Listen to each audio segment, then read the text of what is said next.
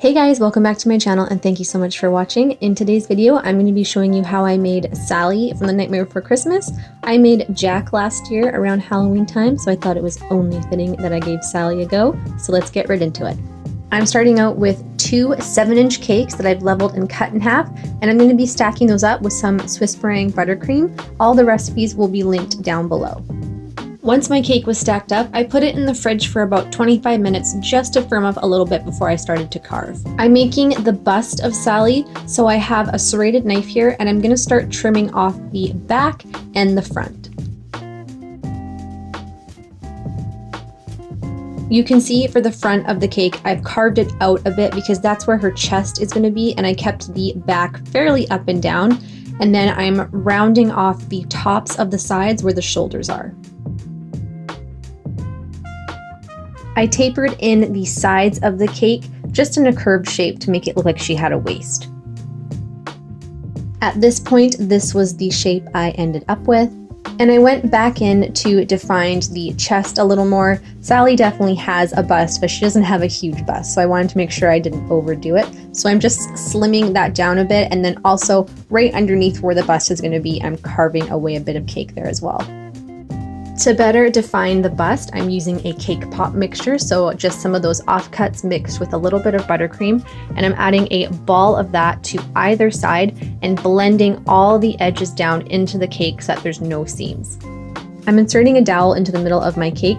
Please keep in mind that my cake was very small and I knew it wasn't going to be top heavy, so I wasn't concerned about the supports. If you're making a larger cake, I will link down below an internal cake structure or a DIY version. You can add extra support into this so you don't have to worry about the top flopping over. With more of that cake pop mixture, I'm just creating more of a shoulder sloping into the neck and then just blending that up into the dowel. Sally has a really long neck, so you want to keep that in mind. So this was the final shape that I ended up with. It's definitely not perfect. I'm not a big sculptor, but I was really happy with how it turned out. I'm going to link below a video by Geek show. She's really good at busts and it really helped me out for this video, so you should definitely check it out. To help me smooth out all the lumps and bumps, I am adding some ganache. Normally I would do a crumb coat for this, but I found that once I added all my ganache, I really didn't need to do more than one layer.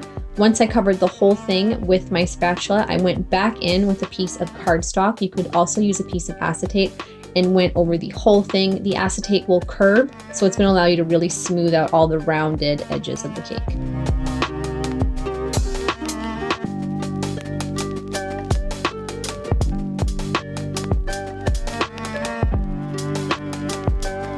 To start on Sally's head, I'm using some Rice Krispies. I didn't really use a recipe for this. I just dumped in some marshmallows and then melted those down in the microwave at 30-second intervals. I added my Rice Krispies and then just mixed it up until I thought it was a good combination. I will link an actual Rice Krispie recipe below if you're not confident with just eyeballing it. Once it had cooled down for like 5 minutes, I dumped it onto my work surface that I covered with a little bit of shortening, and I'm going to start shaping it into a ball.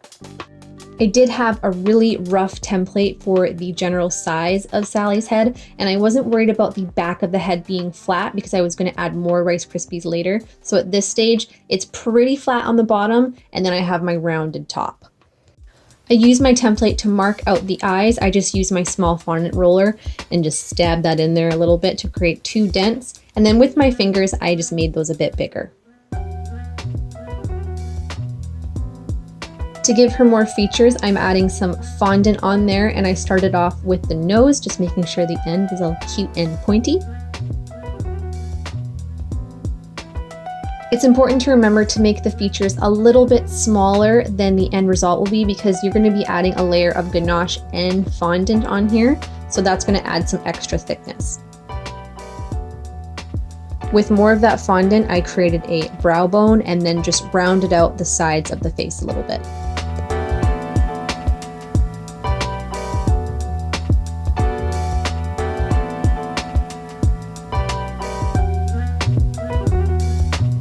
Once I was happy with the features, I took my Rice Krispie head and I just gently pushed it into my dowel. Not right through the center, a little bit towards the back, and then I held it in place while I added more of my warm Rice Krispie mixture on the back, and I'm just rounding it out to make her head look a little more 3D. So once it was all finished, it looked like this. Definitely a bit lumpy on the back, but our ganache is going to smooth that out. I let this cool completely just to make sure all my Rice Krispies set and nothing was going to slip in place. You can even pop it in the fridge for a couple minutes to help you out if you don't want to let it sit at room temperature. I'm adding a layer of ganache over the whole thing, and then just like with the bust, I'm using a piece of cardstock to help me smooth it out.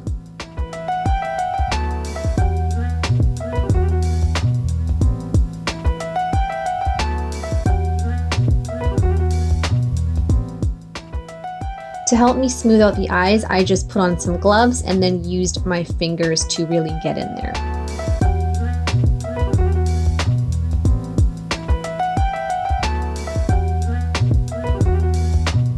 Now I'm going to start adding more facial features. So I'm starting off with the eyeballs.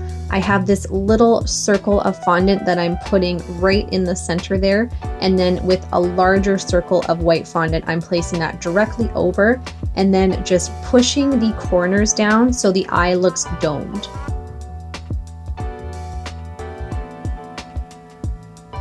Unfortunately, my camera decided to die when I was adding the fondant to the front of the face, but all I did was rolled out some light blue fondant, placed it over the front, and then worked quickly with my fingers to smooth it over the features. And with my X-Acto knife, I'm cutting a seam along the tops and the sides, not worried about the back at all.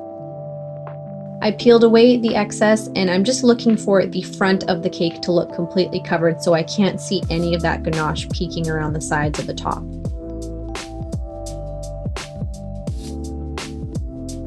For each of the eyeballs, I grabbed my X-Acto knife and cut out the eye shape that I was going for. I used a reference photo, and I'm going to have that linked below.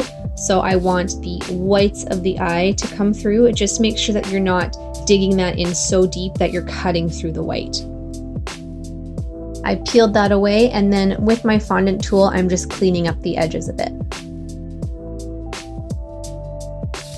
I marked in the top of the eye where her eyelid is going to go, and also a couple lines underneath.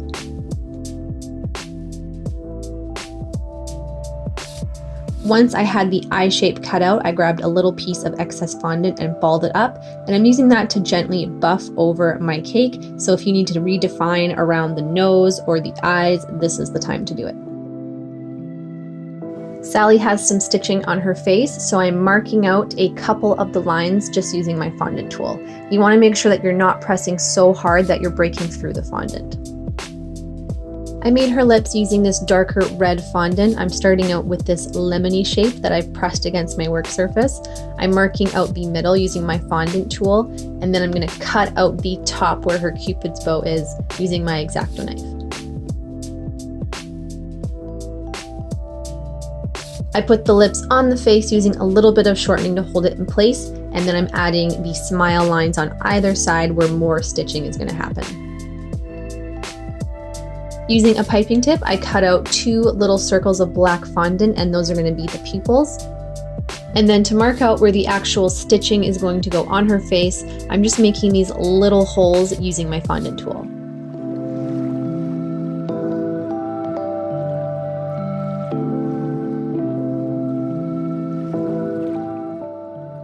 I have some blue color dust here with a little bit of black, and I'm mixing that together to get a darker shade. Before doing any dusting, you want to make sure that your fondant is completely dry. So with a fluffy brush, I'm just buffing this around each of the eyes. With a finer tipped brush, I'm going through each of the stitching lines and then also into those little holes I made.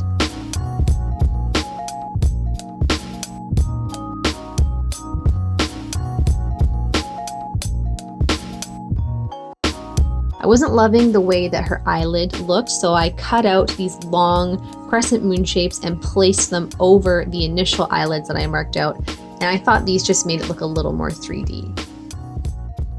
I brushed that lightly over the eyelids just to blend them in a bit.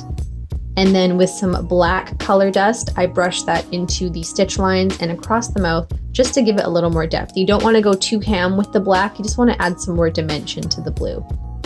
To line Sally's eyes, I'm using some black food coloring gel mixed with a little bit of lemon extract, and I'm brushing that onto the bottoms of the eyelids using a fine tip paintbrush.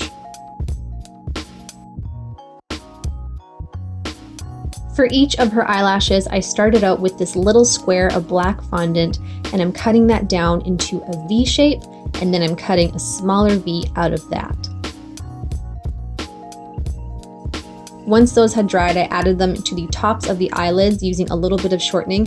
If yours aren't staying in place, you can add a little piece of floral wire into each one. Just make sure you tell whoever is eating it, if they do eat the head, that there is floral wire in there.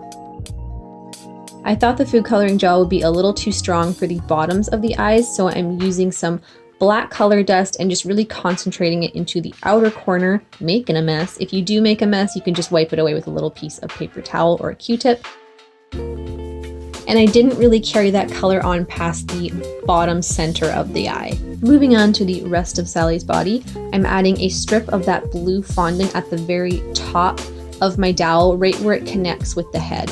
I cut off the excess at the back and just made sure there was a nice seam. I added another bigger piece right below that and just brought it down onto the shoulders a bit. I wasn't too worried about how good the back looked because I knew the whole thing was going to be covered. So if your seams aren't perfect, do not worry about it.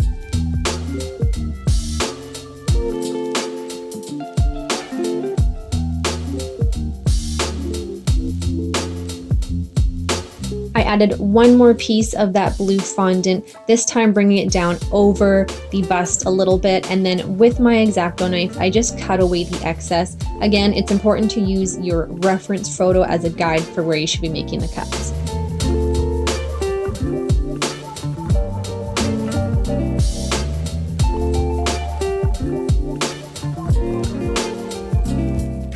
All of those natural seams that we created are going to act as the stitch lines, and then with my fondant tool I just marked another one down the center of the chest, and I'm marking in all of those stitching holes as well.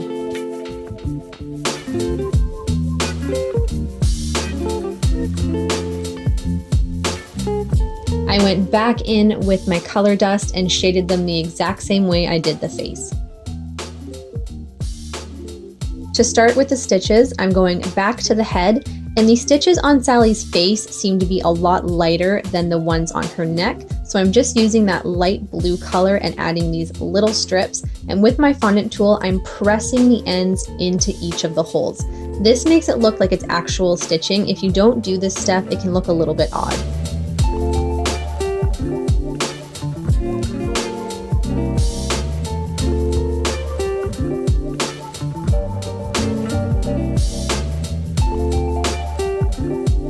So here's the face done. And for the chest, I did the exact same thing. For Sally's dress, I've already covered half the cake with this pinky shade, and for the other half, I'm using this yellow. So I'm draping it over and just cutting it down the center, and then just doing my best to smooth it down the sides and the back so that the seams meet up in the back and in the front.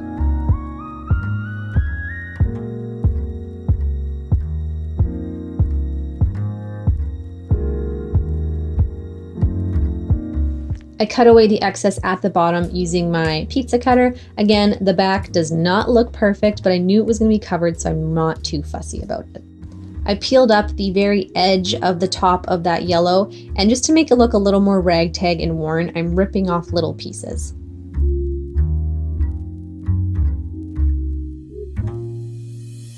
Finally, to deal with Sally's hair, this was definitely the trickiest part. If you want to cover the back of the head with more fondant before you add the hair, you can totally do that. I just kept it mostly ganache and added a little bit of that blue fondant on the bottoms. So I added the hair in two pieces. I curled the top a bit just so that the hairline wasn't going to be flat against her head. It gave it a little bit of a boost up top.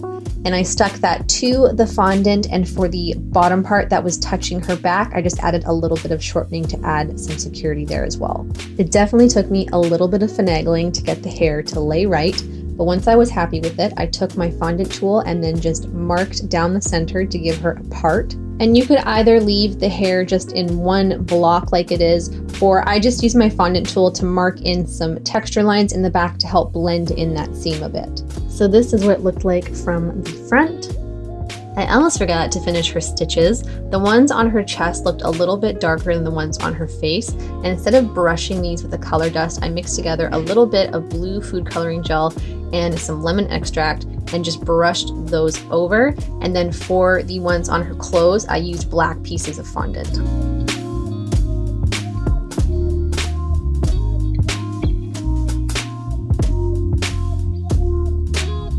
And to the very last step, on the pinky salmony color side of her dress, it's like a swirly, curly pattern on there. So I started out with some black food coloring mixed with a little bit of lemon extract and just marked out the design very faint at first, and then went back in once I was sure I had the whole thing down and just made it a little more bold.